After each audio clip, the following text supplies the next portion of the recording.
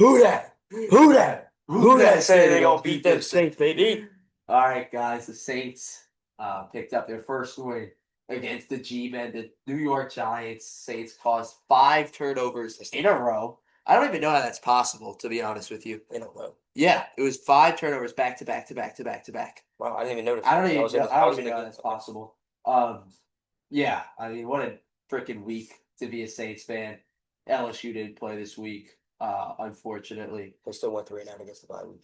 They still went through it against the bye week, but vibes are great right now. Spencer Rattler picked up his first win. He's 1-10 now. He is. So Brock, how we feeling? Good. I'm feeling great. I was actually in the dome for the game. I was at the game this weekend. You And need to go to every game. I need to. That was fantastic. The dome was absolutely rocking. The vibes were high. Even walking into the stadium, you could tell Really? everybody was That's like, great, man. everybody felt like, okay, this is a game we're gonna win, and then they kept it up the whole game. Even when we went down 14-3, but nobody stopped cheering. Everybody was up. There was a "Let's Go Giants" chant at one point, but that was How many and Giants fans were at the game? a solid amount. More That's than good for the economy. more than That is more fun. than we'd like, Typically, more than we would like, but they left about halfway through the fourth quarter after the fumble six there. with Drew Brees He was in there, by the way. he was He was there. We in broke the curse. 2018 when Drew Brees was obviously still with the Saints, and the Saints were like the best team in the league. There was probably like 99% Saints fans Oh and then yeah. 1% of the Oh other yeah. team. But now, obviously, it's different. You saw the 49ers game. Well, the Uh, 49ers always travel. yeah, So, that is true. And but they're there was contending a this lot of year. Giants fans there. Yeah. Um, but it doesn't matter because we won. We're one and four. Going to be 13-4 by the end of the season. Okay, let's hold your Let's horses pump here, the buddy. brakes on that. Um, but they have a very real chance if they play like this in the next 2 weeks. Next week's gonna be a challenge after watching the Sunday night game. New England put up a good fight. Now, does that have to do with Stephon Diggs with a little bit of a chip on his shoulder against the Bills? Possibly. But if we play like we did today, we could win the next 2 games. You got New England at home and then Chicago, who's always hit or miss. Yeah, definitely. So I'm not saying they are, but you play like this. In the last 2 weeks, you've seen improvements, severe improvements.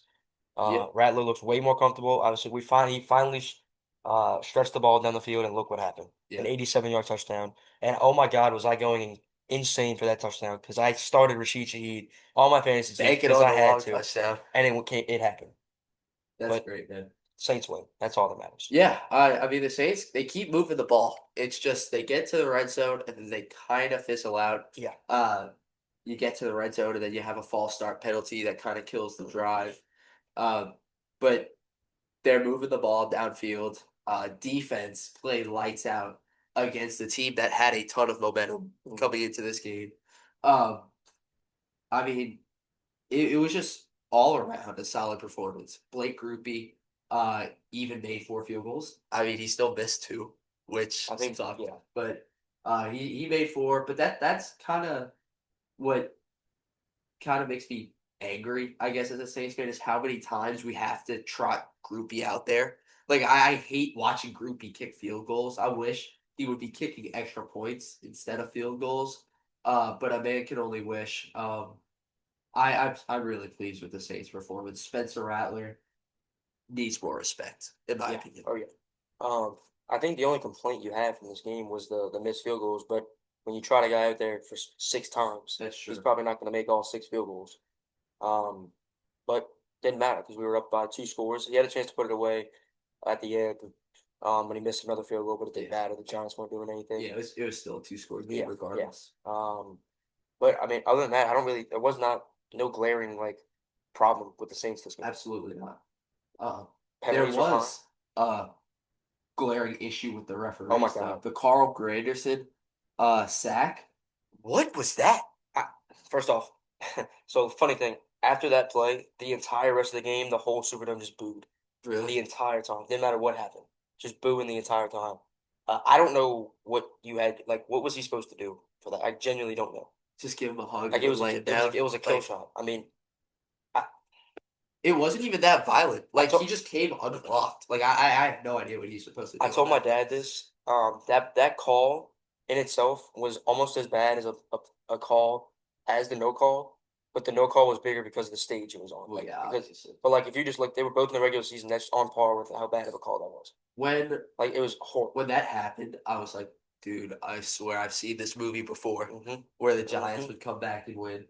But hopefully that like on a real note, obviously the Saints are not going 13-4. Absolutely not. But They'll I'm probably glad lose we got next the week. first win.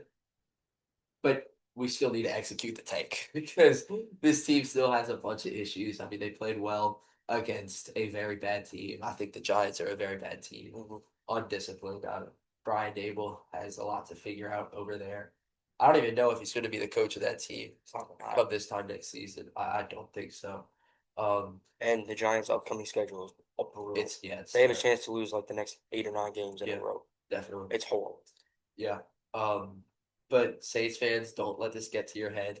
Uh, the team still has a bunch of I issues. mean, you're saying that, but the last 2 weeks they played really good, Bro, and the schedule gets lighter. I We're not going 13-4. That's not what I'm saying, but I I don't know, think we're going but 3-14 like you had them at the we beginning. still need to execute Yeah, the yeah, thing. yeah. I okay, maybe not 3-14, but no more than 5 wins. I don't know. We'll see. The Titans, But again, you should definitely be able to. this draft class is just weak in I general. know, So but you like, still want a good pick. oh yeah, Like but if the Saints wound up with like the ninth pick this year, that would be terrible. yeah, That'd be bad. But who knows? Mickey might hit on the draft pick. okay. Gotta give Mick as much as I don't want to do this. Gotta give Mickey Loomis and this coaching staff their props because this draft class looks like a hit right now. Jonas Sanker is your future safety. Oh yeah, He's a stud. 100%. Jordan Howden played really really well with Justin Reed went out with a concussion. Yeah, You saw both of them recover the fumbles. They're always around the ball. Who else? Brian Brzee forced a fumble He did. on Scatterville. Um, excuse me. I mean Tyler Shuck. That pick's just bad. Yeah, like Spencer Rattler, he's going to be playing all 17 games this year, Honestly, unless something catastrophic honestly, happens. picking Tyler Shuck might have been the best thing that could have happened for Spencer Rattler because it kind of kicked him in gear and like made him work. I mean, because it wasn't I legit. see where you're going with that, but the draft pick No, no, itself I is know, no, terrible. no. Yeah, I see where I like that train of thought, but Mickey completely airballed Yeah, with that yeah. draft pick. So I mean, and then Stutzman, he's going to be very, very good. He's good on special teams. Can't think of other guys right now, but it's the looking like Jonas Sager pick is that looks looking like a really hit. good. Yeah, a very big hit. And then one other play that was huge in this game was the flea flicker that the Giants did where Dart handed off to Scadaboo, he pitched it back, and he had a guy wide open. Mm-hmm. And I had never heard of this guy, Terrell Burgess Terrell Burgess. in Came out of nowhere, made a great play. Probably saved the game for the Saints. Honestly, that might have saved yeah, the because game. momentum would have been all the way on the Exactly. Giants there. Yep. But yeah, when he made that play, I was sitting with Ryan Gaddy. Obviously, if you're off the pod, you know who that is. We had no clue who that dude was. I don't even know why he was in. I guess he came in right after Justin Reed got injured, but I don't even remember Justin Reed getting injured until after the game when somebody said it. We were listening to Bobby Abear in the car ride home. They said something about it. I don't remember him getting injured. And Yeah. then Terrell Burgess came in and really saved the game and didn't even play after that. Made a So, huge play. shout out to Terrell Burgess. No idea who you are, but thank you. He might have just made a name for himself. Oh yeah, You helped get the Saints their first win, and then also Kellen Moore, his first win as a head coach. That's huge, for obviously his confidence. I mean, I even if the Saints were to finish 3-14, I don't think they would have fired Kellen Moore. absolutely. You can't. I mean, this roster simply isn't that talented. But that's really encouraging that he got his first win, and Mhm. obviously for Rattler too. Um, but me and Brock are gonna say this right now. Spencer Rattler needs more respect. Uh, he has looked really good Mhm. this season. Now he hasn't been taking the top off by any means. We saw that a little bit this game with the bomb to Rashid Shaheed. But if we can see more of that, and Rattler gets his numbers up, I mean, he only has one interception on the year, and it was when he was just trying to make a play when we were down a lot in a game. Yeah, So I Spencer Rattler needs more respect. I know the Saints are terrible, but I think he's doing a pretty damn good yeah, job. 100%. Um, I mean, you kind of touched on everything. Jackson Dart is now 0-3 in the state of Louisiana. You suck. I hate Jackson Dart with a burning passion. Um, there's no shade about that. I think I'm pretty adamant about that. I don't like Ole Miss, and I definitely don't like Jackson Dart because he's the epitome of an Ole Miss quarterback. He Um, is. He is. Scatabo did not have a good game. We're just kind of talking the Giants right now before we move on to college football. Now, but you could also see the absence of Malik Neighbors in this game. Oh my god, it was glaring. But the tight ends, the Saints couldn't cover a tight end. Kool-Aid McKinstry, shout out Kool-Aid. He had a great Mhm. game. Two But interceptions. on his the first interception, he should not have intercepted No, that should have ball. batted it down. Should have batted down. But I mean, he wanted the interception. Yeah. It was his first of the year, so I don't blame him. But the second one, if you watch the play, I don't know if you could really see it from where you were sitting. Oh, we The saw it. guy who was running the route stopped. Yeah, I don't know Williams what he right was. there. Yeah, I have no idea what We he had was we had a doing. perfect view of it. Not like we were on the end zone, so we could see it. It was pretty much right in front of us. Yeah. Yeah, the dude Lewis just stopped running, and Kool-Aid made a phenomenal catch. Mhm. Jackson Dart threw it, no pun intended, threw an absolute dart. Um, he threw it very hard, and Kool-Aid just stuck his hands out there and caught it. That Um, guy for the Giants, they said he had his first NFL catch of that game.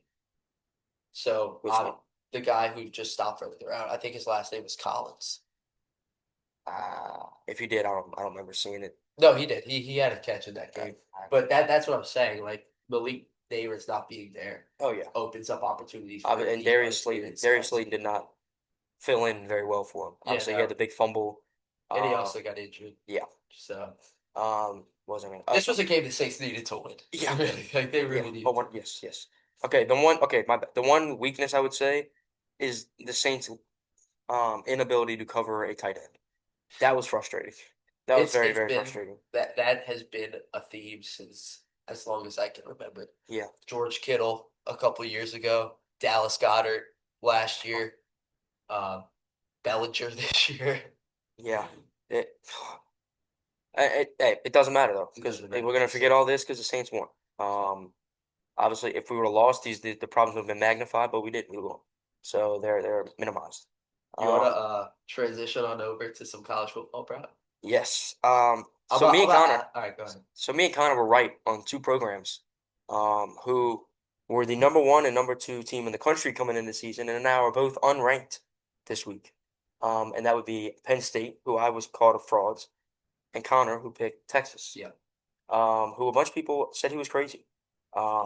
Specifically him, because nobody really cared about Penn State, because Penn State's never that good. But Connor, you went on a limb there and said that Texas was frauds, Yeah, and they are now 3-2 through 5 weeks. I had Texas going 8-4 this year, and I had them winning in the swamp. I had them beating Florida, and they dropped that game. So Texas is in real trouble. Arch Manning looks completely lost behind center. We were preaching this before the season started. I mean, look, we were wrong about a lot of things, but this is one thing we did hit on. They look he like he's holding the ball for like 12 seconds. Like, okay, some of the sacks were a credit to Florida's D line and Texas's O line just playing poorly. But some of the sacks were 100% on Arch Manning.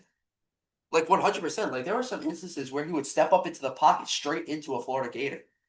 Like, and then like he's just missing his reads, missing open receivers. How many interceptions did he have in the game? 3? Ah, I think it was two. Hold on, I'll look it up while you keep going. And then the most embarrassing thing was at the end of the game where he tried to spike the ball and he ran out of time. That was very embarrassing. I felt bad for the guy. Honestly, I felt bad for the guy because he got embarrassed against Florida, against a Florida team who is 1-3 at the time, playing for basically nothing at this point but pride. If you think about it, because I mean their season's lost. One thing I'll say, Billy Napier, when it comes to when his job's on the line, it turns into Nick Saban. This dude is unbelievable. Pull up Arch's stat line real quick if you don't Okay, mind. so Arch on the day was 16-29 for 263, 2 touchdowns and 2 picks. But I How feel many like sacks? sacks. Let me see. Wrong one. Go ahead. Florida. Go to click on Florida and then go down. Florida had 6 sacks. Wow. And I bet you like probably 4 of them were actually on Arch Manning. And 2 of them were on the O line. That was embarrassing. Yeah. For Arch Manning and Steve Sarkisian and the entire Texas Longhorn football program. That was terrible. Yeah. But what is kind of crazy to me is how Texas, who was ninth in the country, and then Penn State, which I'll get into in a second, 7th in the country, just dropped out of the rankings altogether. Okay, Penn State had to. Yeah, 100% they had to lose it to UCLA, and I'm gonna let you get into that later. And Texas, I think, also had to because Florida is a lost team this atrocious. year, and they got absolutely embarrassed. The final score, 29-21, That does not. Yeah, that's not that is indicative. not Not at all. representative of Not the at all. game. Florida completely dominated and was up 2, 3 scores the entire time. 100%. Speaking of, that's perfect transition. Penn State was down 2 to 3 scores the entire game up until the end. Um, so you saw UCLA had a new play caller. I'm not even gonna say his name because I have no idea how to pronounce it, and Is I it don't want Eric to. Bieniemy? No, it's not. Oh my God, he used to play quarterback at UCLA. I don't know how to pronounce his name. Um, but anyway, I mean, Penn State. You want to talk about getting dominated? Penn State was dominated the entire game. Um, at halftime it was 27-7, and I remember I wasn't watching this game because I thought, okay, Penn State's gonna walk through UCLA, and I was actually on a car ride to the North Shore, to Mandeville, to watch my little brother play baseball, and my other little brother was in the car with me, and he says he was looking, I was letting him see the scores, and he said, "Oh my God, Penn State's losing 27-7 at halftime," and I was like, "There's no way," and sure enough, they did. Drew Aller was awful on the day, 19 of 26, 200 yards and 2 touchdowns. And I guarantee you all that came in the end of the game. I was trying to watch it. The Wi-Fi in Covington's not exactly the greatest. Penn State's an absolute joke. Yeah, they're not good. They have a very good running back, but other than that, they can't do anything. They cannot throw the ball. Their defense got exposed. 42 points to an awful UCLA team is embarrassing. This UCLA team was talked about as being one of the worst Power Five teams of all time, and they just knocked off Penn State. Yeah, Nico Iamaleava on the day. You want to hear his stats? Oh my god, and it's rushing That's stats. so his passing stats. Okay, 17 to 24, 166 yards with 2 touchdowns. But on his rushing, they're rushing 16 carries for 128 yards and 3 touchdowns. And his long, he had a 52-yard touchdown against a Penn State defense that was talked about as one of the best in the country. Yeah, I don't even know what to say. Yeah, and But Penn, watching that game unfold when I saw UCLA was up like 10-0 early, mhm. I was like, what the hell is going on? Like, surely Penn State comes back and winds up blowing them out. No, no. Uh-uh. Yeah, Drew Aller, I mean, absolute fraud. I and don't. Penn State is screwed. They still got, I mean, Iowa. They're a scrappy team. Uh, Iowa will probably beat them. yeah, you Like got I in Iowa City too. yeah. Then you got to go to the Horseshoe and play Ohio State. You're not winning that game. Absolutely And not. then Indiana, who is very, very good. I mean, Penn State might have they might go 6-6 this year, 7-5. That would be absolutely. James Franklin would. There's no way he keeps his job if that's the case. Uh-uh. I Uh, don't even know if he keeps his job. Like regardless of this year, like even if they finish with 4 losses. yeah. Because I mean, what have they done? I mean, back-to-back losses. I'll give them credit for the Oregon game. They played very well, but you can't. There's no excuse for this game. I mean, that was just embarrassing. Absolutely. I think there were more players on the sideline for Penn State than there were fans in the stadium, and you still lost. That's embarrassing. Um, some other things that happened are, sorry. Oh, my allergies. Uh, Miami dog walk Florida yeah, State. that was just I kind of called that one. complete domination. And you wonder why I picked Miami because I did think Miami was going to win. Well, okay. When I said Miami was going to dog walk them, you looked at me. You gave me a funny look. I did, but a win is a win. LSU jumped up to number 11, which don't exactly agree with that.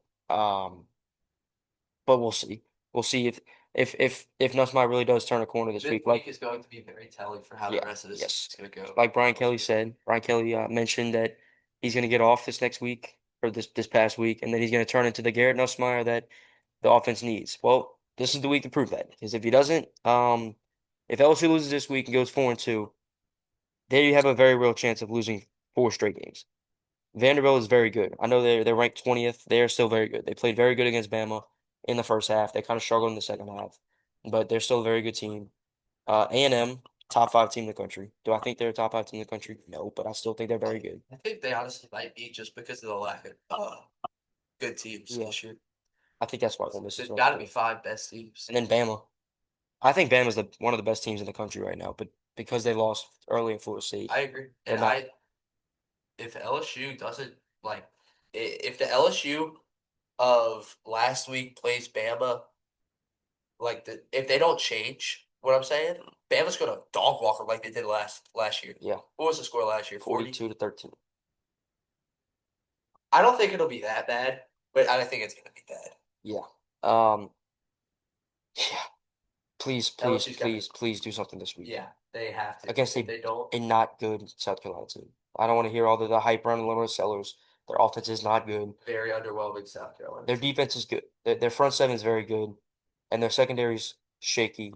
But their front seven elevates their secondary play, by getting to the quarterback. Yep, And good Lord, if LSU's O line plays as bad as they did against Ole Miss, it's gonna be a long day for Garrett Nussbaum. yep. But quick, some other things around the league. Obviously, Vandy and Bama. The score is not indicative of how close that game was. 30-14. It was a very tight game the whole time. Um, A&M handled Mississippi State. I was very wrong about that. Um, I didn't watch that game. It was close for a little bit, I know Mississippi State was up 3-0 like midway through the second quarter. But but A&M just A&M poured it kind of, on. yeah. Obviously you touched on Miami. Maryland with a generational fumble, That's crazy. up 20 points with 4 minutes left in the third quarter, and you lose. Washington hadn't done anything on offense, and then all of a sudden, just something clicked. I don't know. Uh, and yeah. You could tell Connor's a little mad that he got that game wrong. Well, I mean, it just baffles me how just the game completely flips on its head. Yeah. Because I mean, Maryland was completely dominating that game, and they lost. But Virginia But versus Louisville I was was gonna a say very good that was game. the best game That of was the a great weekend game. by far. Two legit teams, I think. Yeah, I think both those teams are very good. yeah, 100%. Virginia's very good. Louisville's very good. But another team that's who I've been saying is kind of overrated. And the score is not indicative of the how the game went was Cincinnati versus Iowa State. Yeah, Iowa State got dominated this whole game. I could have ran for 100 yards on Iowa State this past week. If you watch that first half, their defense kind of locked into the second half. But if you watch that first half, literally their Cincinnati's running backs were getting 17 yards a pop when they would run the ball. And it was like, why would you throw the ball? Yeah, like I mean, I'm telling you, I could have ran for 100 yards on Iowa State's front. Like they got completely dominated. Yeah, Cincinnati almost had 200-yard rushers. They missed it by 11 yards, but Iowa State had a chance to tie it up, um, but I think they either fumbled or didn't convert on a fourth and short, something like that.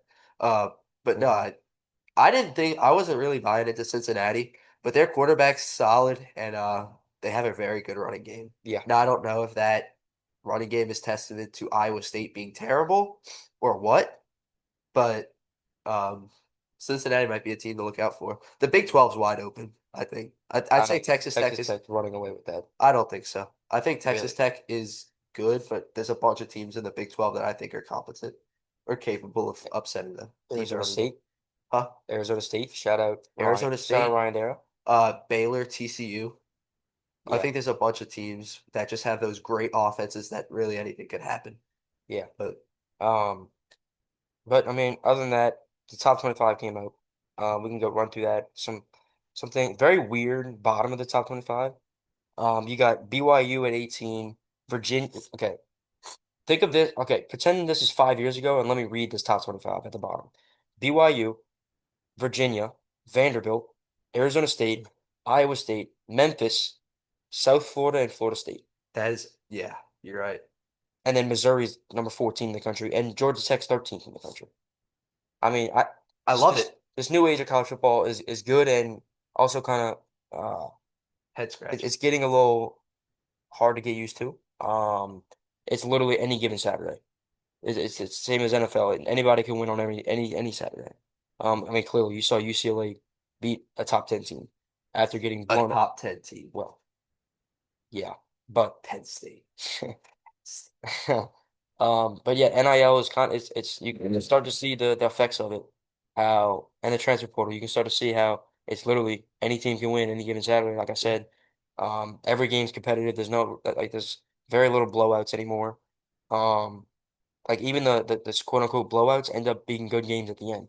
Like the Cincinnati Iowa State game, it was only an 8 point game when it looked to be a blowout. Yeah. Um, but it's fun. It's fun to watch. As an LSU fan, maybe not It because makes just picking games hard, oh, very oh hard. yeah, oh yeah. That's true. That is very true. But one of us is gonna go to 10-0 one day. Not this coming weekend. I don't know. I don't know. It seems impossible, and it's so funny. The guest pickers come on and are so confident that they're going to go 10-0, and they wind up going 2-8. Yeah. So We'll make a graphic for all the guest you know, pickers. you and Ryan had the exact same We picks. did. We It's did. kind of crazy. Great minds think alike. And all three of us went 6-4 this weekend, Yep. which is also crazy. And we didn't all have the same picks. Um, but anything else you want to get into? I think we have a couple minutes left. We can talk MLB real quick. Playoffs.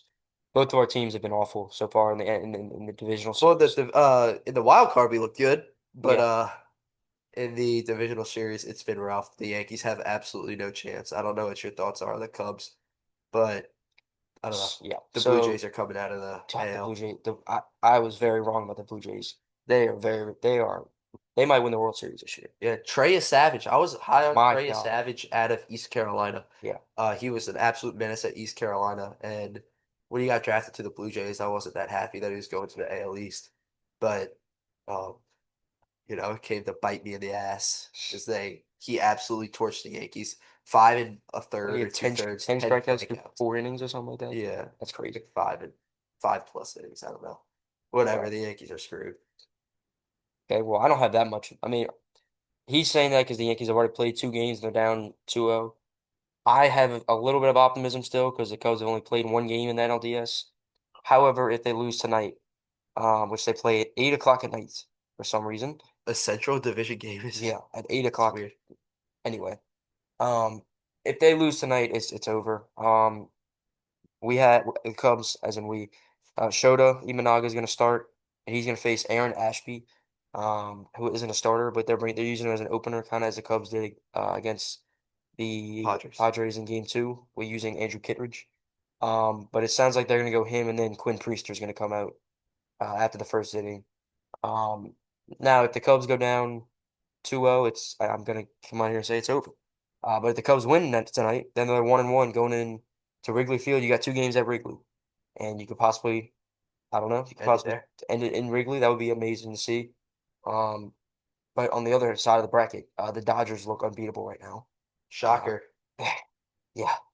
I really want the Phillies to win that It's series. so annoying how they have every look at the Dodgers roster. Their team is absolutely loaded. Yeah, It's crazy. they Their have a pitching big name. They staff, have a big name at every single position. yeah, every position.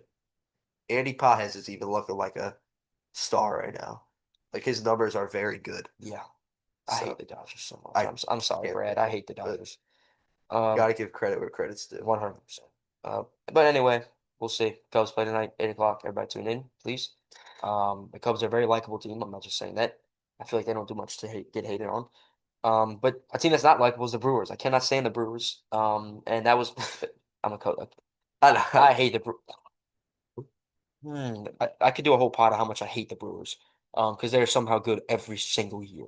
Um, no matter what, they are it's actually so death frustrating. taxes to the Brewers will make the playoffs. It's so bad. But we're gonna end it right here.